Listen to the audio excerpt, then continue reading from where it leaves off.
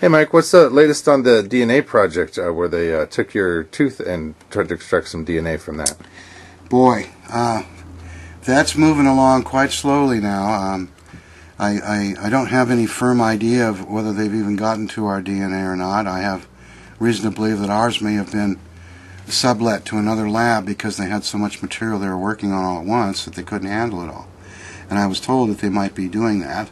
But they're doing their best to make sure that only the person at the top, only Ms. Ketchum, is the one who really knows what's happening.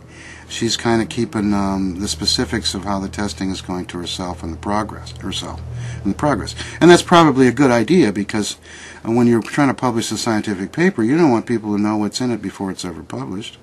That's supposed to be part of the idea, is to break that to the world all at once so people can refute it if necessary, and do what they will with it. So the movement of science, especially when it's going to go against the grain so heavily as this, because there's going to be a lot of negative response to any claims about having Bigfoot DNA. We all know that.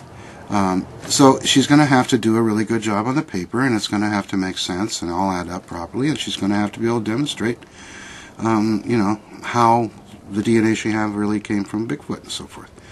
And I'm hoping she'll be able to accomplish that. And then the other aspect of that, something has happened recently, having to do with the Erickson project. I think I mentioned in the past that Adrian Erickson has an ongoing project that he's in the position to release to the public now for the first time. He's been advertising it with trailers online and so forth. And what has happened recently is he bought into or purchased the rights to some material from a man named Todd Standing, who had a website called Sylvanic initially, and all of his materials on the web apparently are down, except what you can find in certain blogs where people have been talking about the Sylvanic project and Todd Standing. Bigfoot Lunch Club goes into it extensively.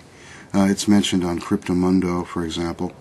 Well, Todd Standing has been doing Bigfoot stuff for several years now. He tried to get the Canadian Parliament to make it an endangered species, to recognize it as such, and had a petition signed for that purpose, and made a lot of waves in the public eye, about his search for Bigfoot and the fact that he has proof of Bigfoot in the form of these various videos that he's taken. And there's been now about 4 different videos or episodes of videos that he's put forward, and the first 3, most people who were fair and balanced kind of had to sit on the fence about. I have to say, it was pretty easy to do. The material on them looked plausible and possible. There was nothing that you could point to absolutely and say, well, that's a guy in a suit. Some people said it is, some didn't. So I've tried to maintain a nice middle-of-the-road attitude about Todd Standing. And then his latest episode, he released some footage that included supposed live footage of him being attacked by several Bigfoots at the same time. It had a kind of a Blair Witch Project style to it. And he had some close-up shots of what he claimed were the heads of a Bigfoot, a head of a Bigfoot, or a couple of different ones. It's hard to say.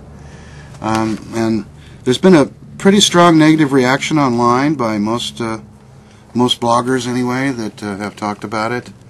Once again, as a museum curator, I try to stay in a neutral position on these things. It was suggested that Todd had jumped the shark on the 4th video. Jumping the shark is a colloquialism that, based on the old Happy Days episode when Fonzie jumps a shark in a swimming pool, and it was after that series kind of went downhill and pretty soon faded out. So it's kind of when you're at the last ropes of your vitality or something, I guess is the meaning of that word. So they were suggesting he had jumped the shark with his final 4th video because the Blair Witch and the close-ups that that aren't convincing to all people of their reality. That remains to be seen. I don't know.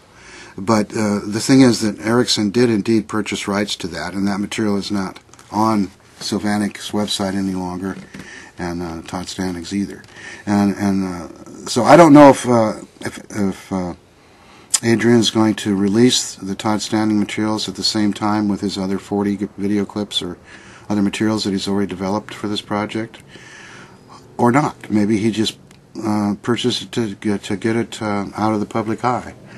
Maybe he thought that was better. Who knows what he's going to do with it? We'll have to wait and see.